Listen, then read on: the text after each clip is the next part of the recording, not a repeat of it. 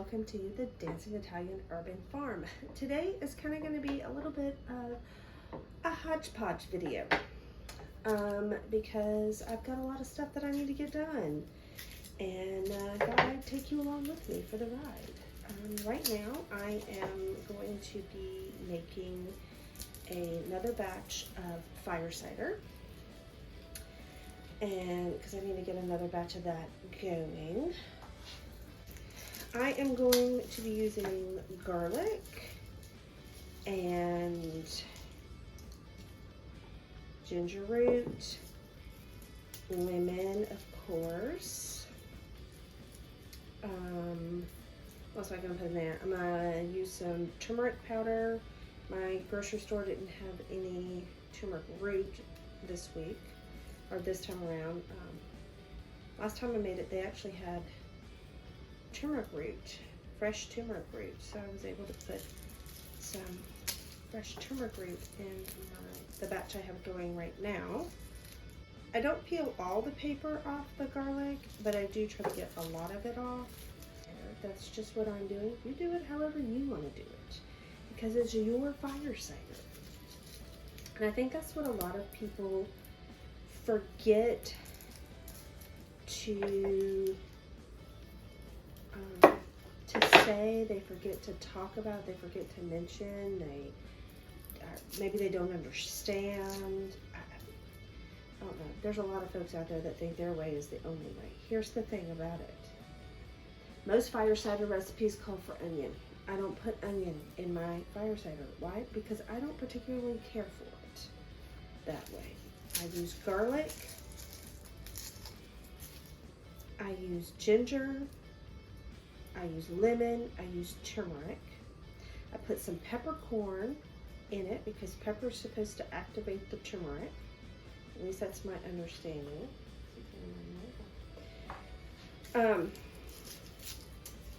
And then I also use homegrown oregano and homegrown rosemary. Why? Because I have it. And those are also common things that you find in fire cider. And since I grow them and I enjoy growing them and I have an abundance of oregano, that's what we use. So, yeah, I'm gonna get this garlic peeled, and then we're gonna get going on making this fire cider.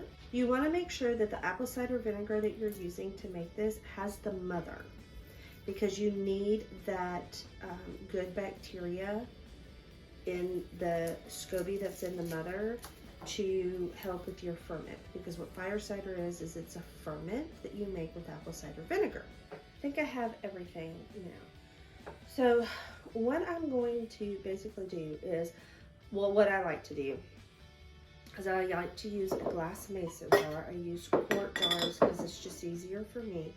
And I like to take my garlic and I just like to chop them in half. Does it have to be perfect? No, it doesn't.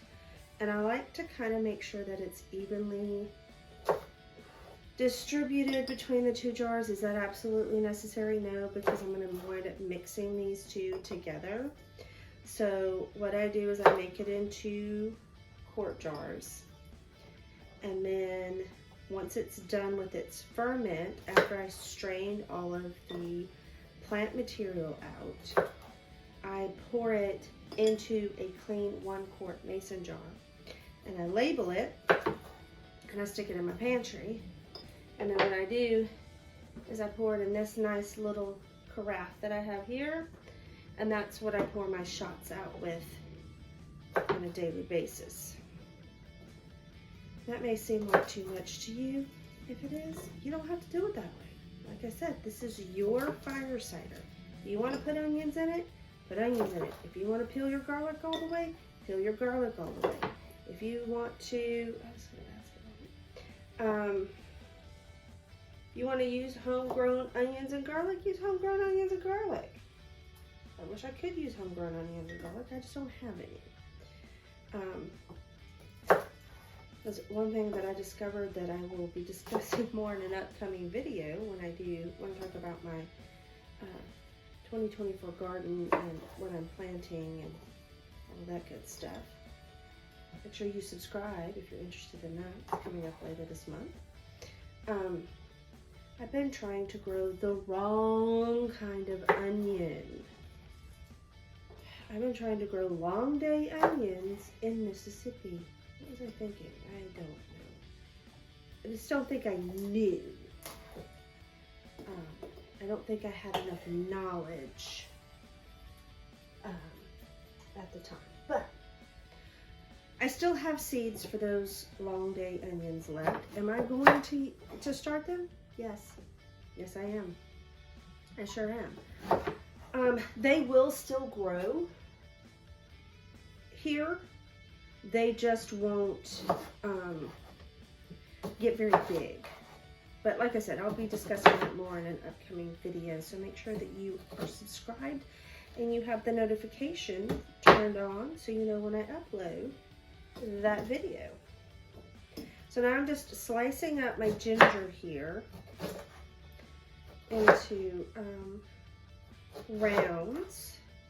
And I'm just going to kind of try to evenly distribute that amongst my 2 jars. Is it always perfect? No, in fact, it's never perfect. Why? Because you're dealing with imperfect imperfect ingredients, which is totally fine. There's nothing wrong with that whatsoever.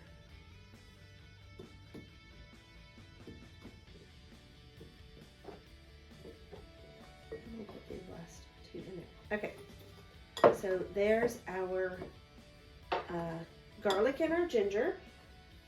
So now what I'm going to do is I am going to put in some turmeric. Now, like I said, I don't have turmeric root right now, not fresh turmeric root. I have powder, so I'll just use that.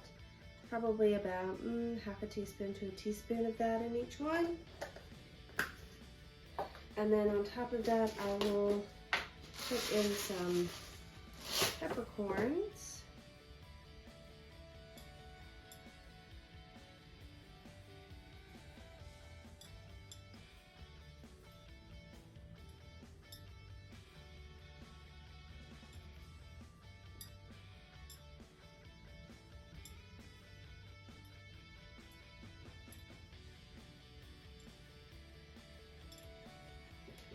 About 15 peppercorns in each jar. On top of that, I'm going to sprinkle a pinch of my rosemary. I don't have very much of this, so I'm not going to put a whole lot in because I do want this for cooking.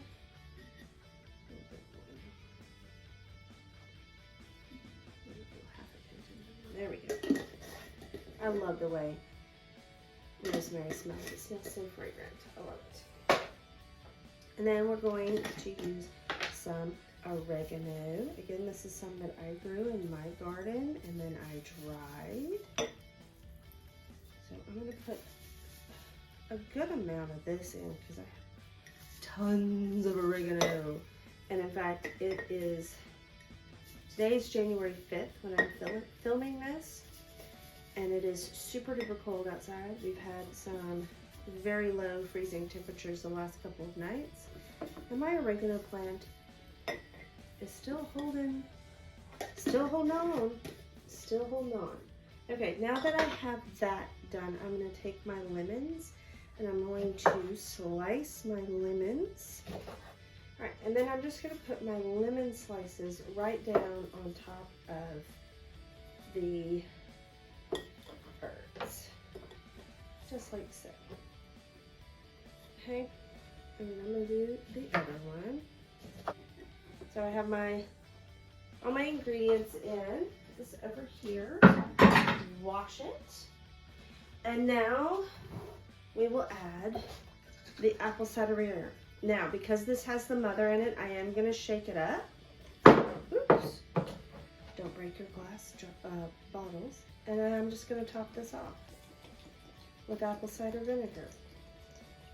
the next thing we're going to do is we're going to take these weights. These are just some glass weights. I got them from the brand Mason, but if you don't have these, you can use just like, I used to use a river rock that I had. I just washed it really good and then I wrapped it in plastic wrap. I used to use that as a weight for my ferments and stuff, especially like when I would ferment pickles. All right, and then I'm gonna take these little fermentation nipples. That's what these are called. They look like the top of a baby bottle. Yes, put that on there. And then we just are going to put these rings on. And then I just take a Sharpie and I will write today's date, which is January the 5th, on the jar. Let's see, let me find a good spot right here. And then I will set them. Uh-oh, this is not wanting to write on the jar. I don't know why. Try wiping the jar off.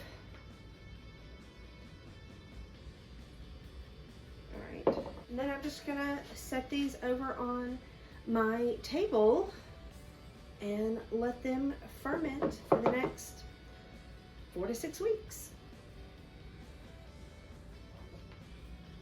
Okay, now I'm going to work on these beans. I have some pinto beans and some black beans soaking here. So what I'm going to do is I'm going to drain these pinto beans and these black beans. I'm going to put the pinto beans in my big pot, the black beans in my smaller pot, fill them up with water, and get them going so I can par cook them so I can can them.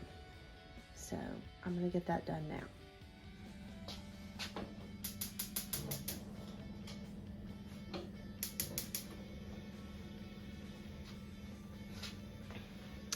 Okay, so I've got my beans going. I wound up getting my big pot and then that big pot out because I forgot about my ham bones. I had to put my ham bones in my beans.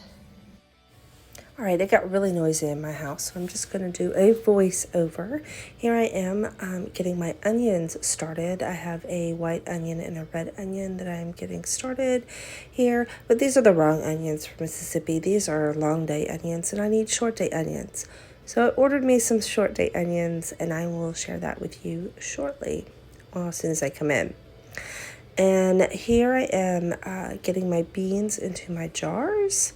So I'm just going to fill the jars up with the beans, and then I'm going to top it off with hot water to 1 inch of headspace, debubble, wipe the rims, and put the lids on and get those in my canner.